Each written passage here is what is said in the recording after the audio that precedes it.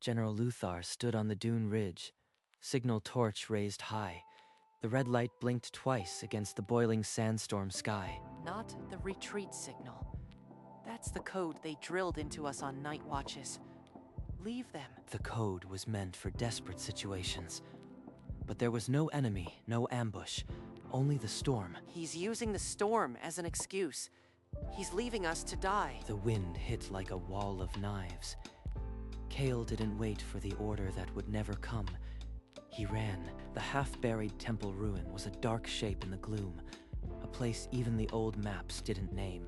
He threw himself through a gap in the stone and crawled beneath a fallen pillar as the world turned to screaming sand. The air became a choking cloud. He pulled his tunic over his face and listened to the roar. 3 days. Can I last 3 days? Think. Breathe slow. Don't waste water. Survive. Outside, the desert erased all traces of the patrol. Inside, a boy clung to a promise he couldn't yet name.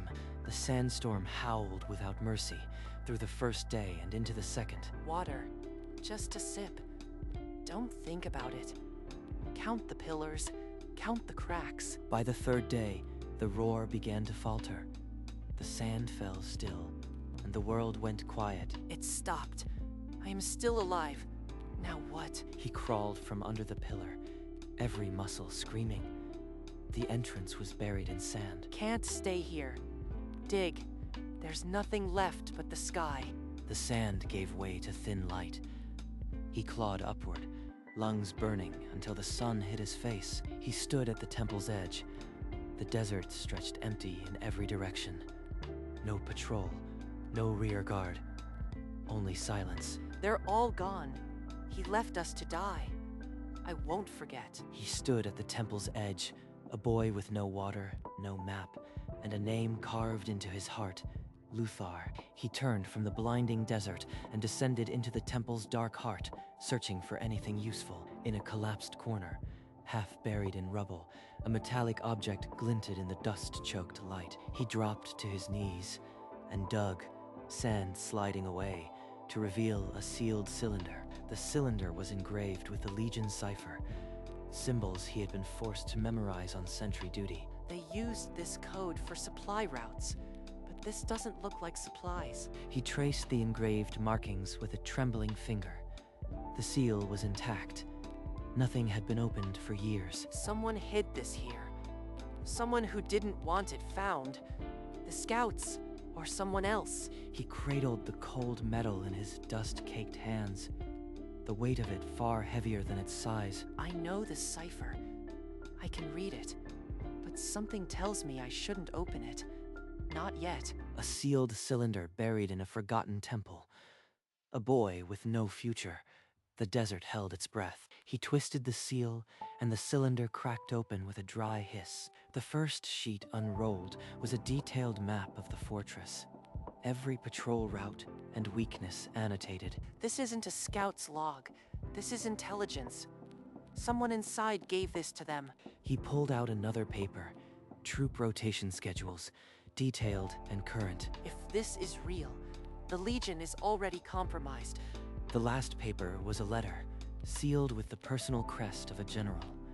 He broke the wax with trembling fingers. I, General Luthar, will hand over the stronghold and its garrison in exchange for gold. The signature was unmistakable. It was his general. He left us to die, and now he's selling the whole Legion. In the temple's quiet, Kale sat among the evidence, the weight of catastrophe pressing onto his young shoulders. They were friends. Jal and Torin. They taught me how to tie a sand shield. They trusted the command. If I stay here and do nothing, their deaths mean nothing.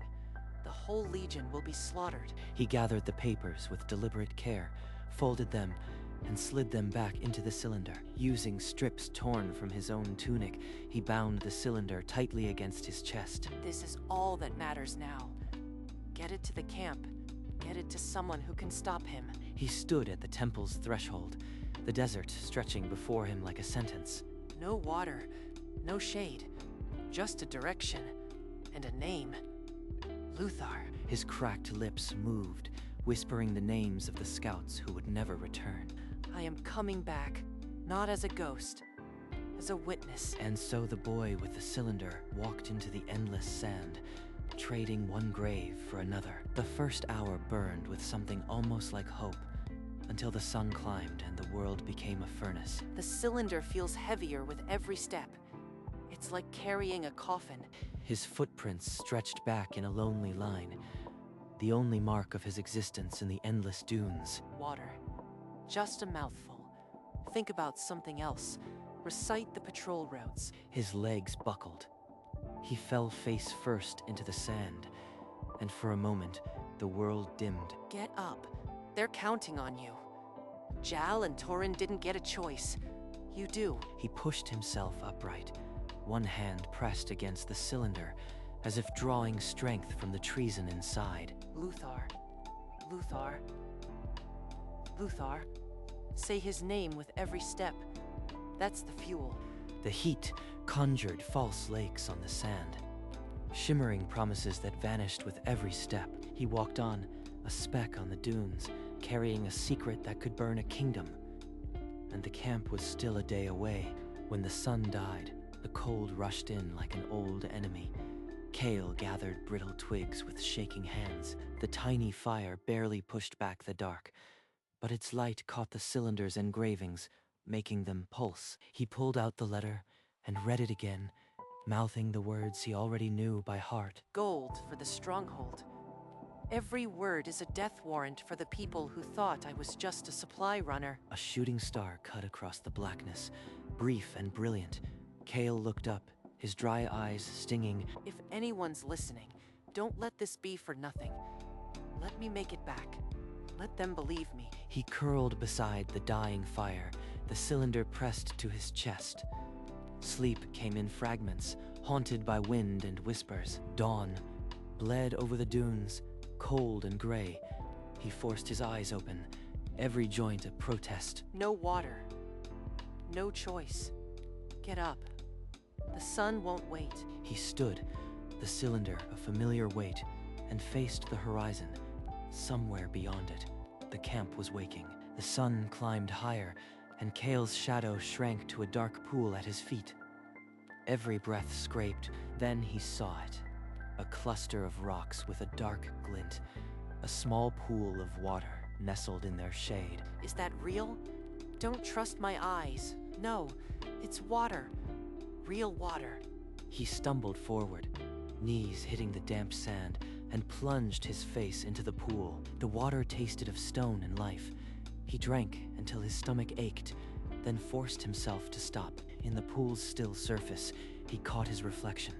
Hollow cheeks, cracked lips, eyes that looked decades older. Hardly recognize myself, but the cylinder is still tight. That's all that matters. He soaked his tunic in the cool water, then pushed himself upright, turning toward the sun's path. On the horizon, a faint shape blurred in the heat haze, a cluster of tents, too regular to be a mirage. The camp. It's there. Just a little further. Luthar doesn't know I am coming. Kale stumbled toward the camp gate, his shadow long in the afternoon light. Two guards straightened at his approach. State your business, boy. This is a Legion encampment, not a refuge for strays. He opened his mouth to answer, but his voice cracked into a dry rasp, barely audible. A deserter, then, or a beggar child who got lost. Either way, you don't belong here. I'm not a beggar. I'm a scout. I have information the council must hear. Captain Rena's hand shot out and closed around his arm. Her grip was iron. If I show the cylinder now, Luthar will know. I need to get inside first, but she's not listening. You'll be questioned in the holding tent, preferably without ruining my afternoon. Move. Kale planted his feet, but his strength was gone. The cylinder felt like a stone against his ribs. He was being dragged away from everything he had crossed the desert to reach, and no one was watching. A tent flap flew open. Sergeant Vorin stepped into the sun, spectacles glinting as he squinted at the commotion. Kale, that Boy Scout who cataloged the supply crates. Captain Rena, unhand him this instant. Rena froze, her iron grip loosening just enough for Kale to breathe. What is the meaning of this? This child is a recognized scout, not some vagabond to be hauled off. Sergeant, this is a security matter. He appeared at the gate without identification, claiming wild stories. Wild stories. He survived a sandstorm that swallowed an entire patrol.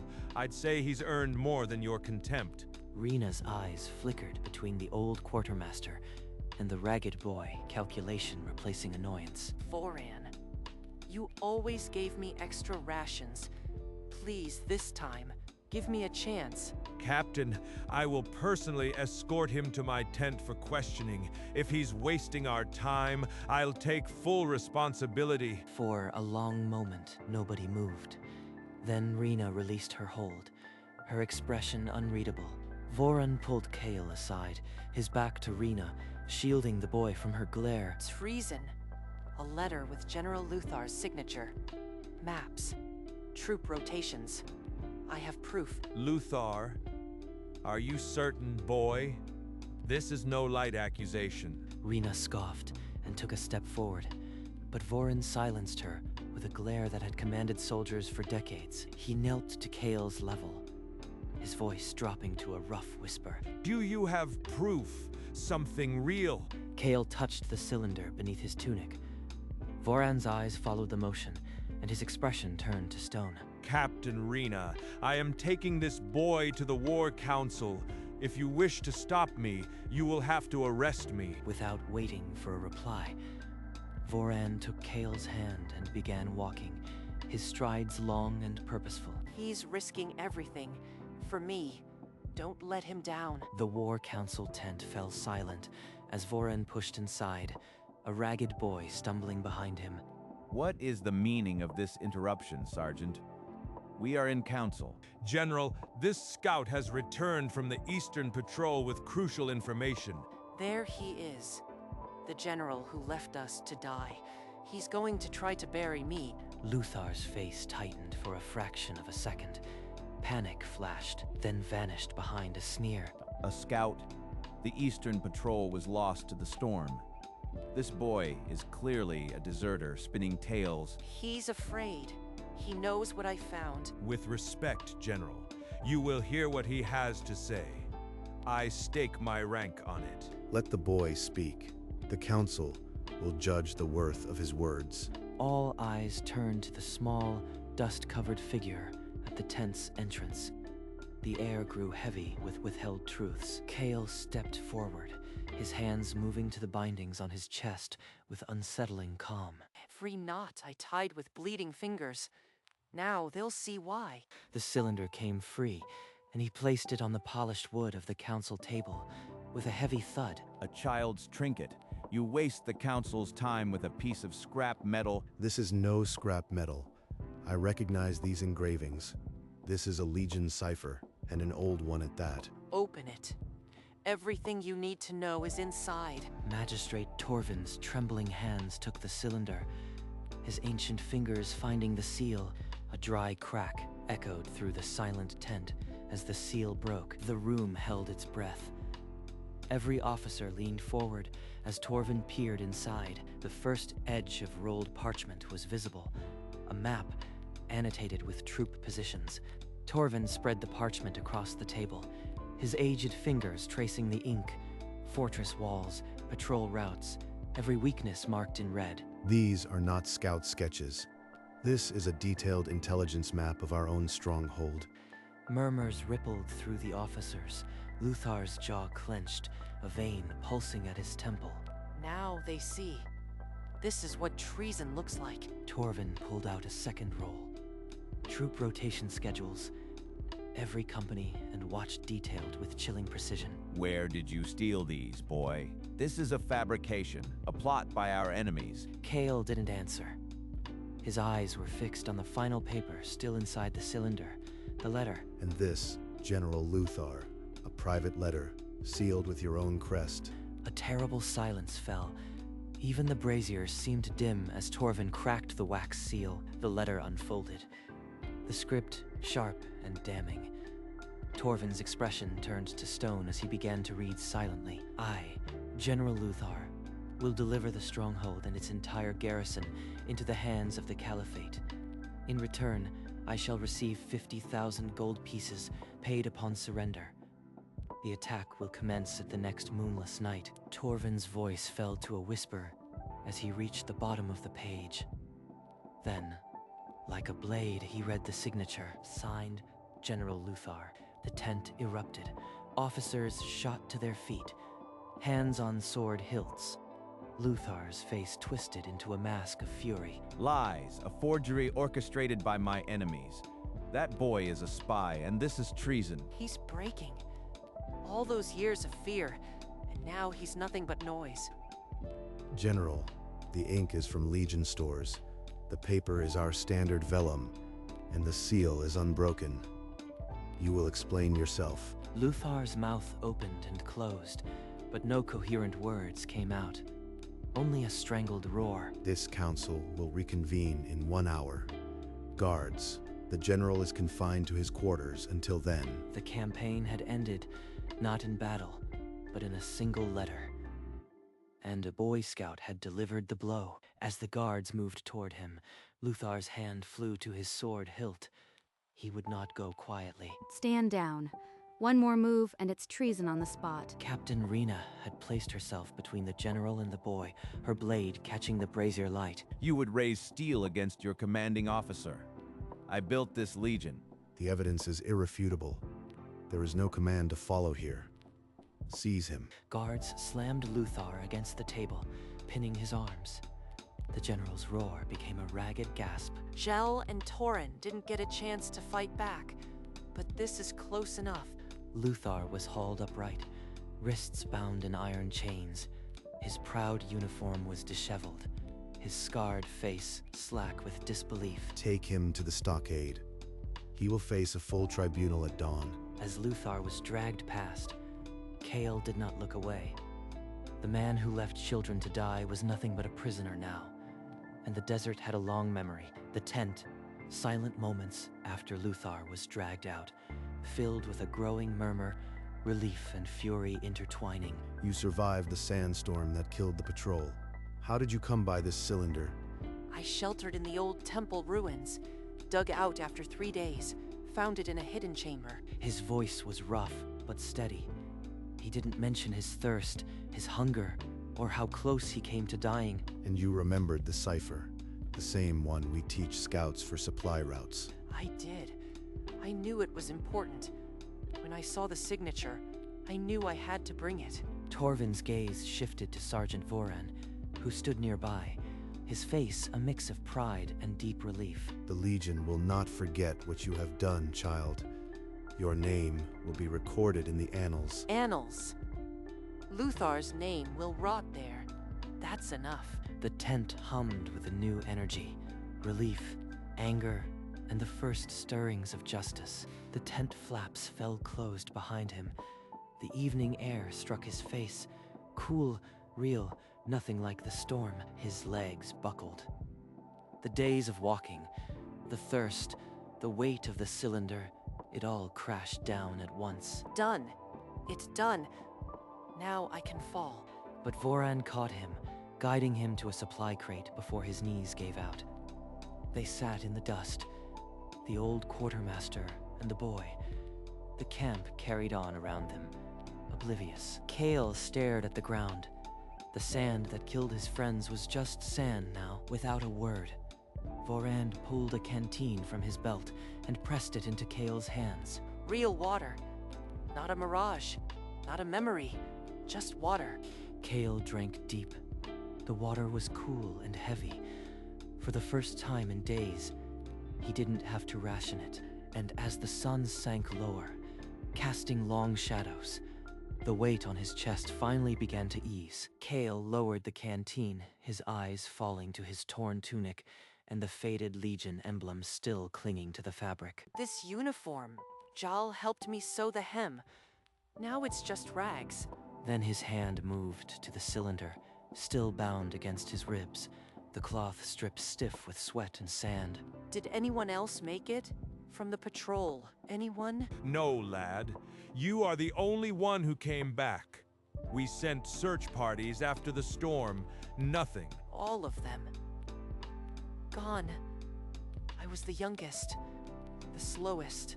Why me? Voren leaned forward, his voice rough but kind, pulling Kale's gaze from the sand.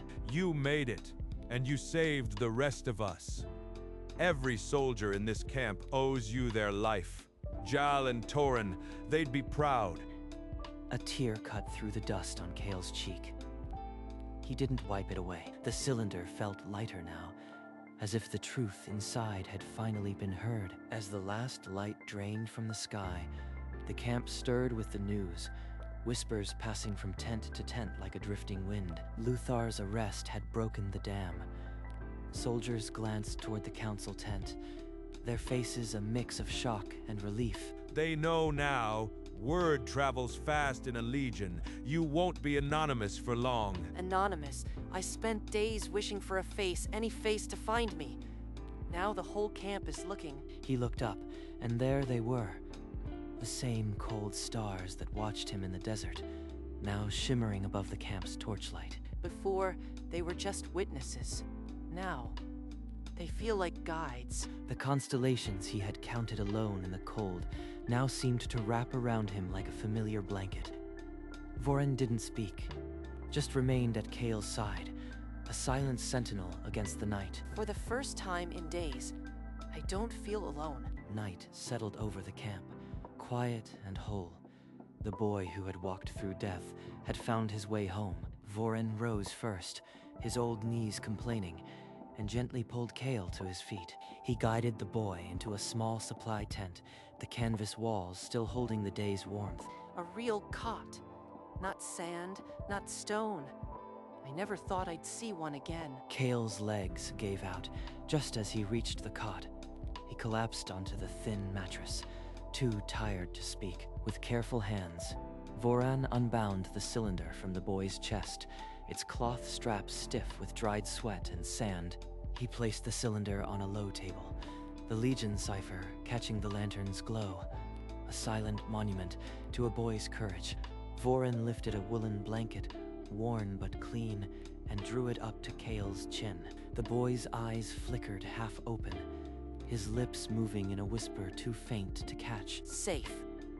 Finally safe. Voren placed a rough hand on Kale's head for a moment, then withdrew, leaving the boy to a sleep earned through fire and sand. The lantern in the small tent burned low, its flicker catching the cylinder's engraved cipher. Outside, the sky softened to gray as dawn crept over the dunes. In the War Council tent, all was silent. The long table stood empty, but on a small pedestal near the head, the cylinder waited. The first light caught its etchings, a dead language that had spoken the truth. Across the camp, soldiers stirred to another routine morning. Drills, breakfast fires, the murmur of the oblivious. Few would ever know how close the Legion had come to annihilation, but the truth was now etched not just in metal, but in the memory of a Legion that would not be sold. It had been carried there by a child scout who crossed the desert with nothing but a secret strapped to his chest. The campaign ended not in battle, but in chains, and somewhere in a small supply tent, a boy slept, finally at peace, his witness complete.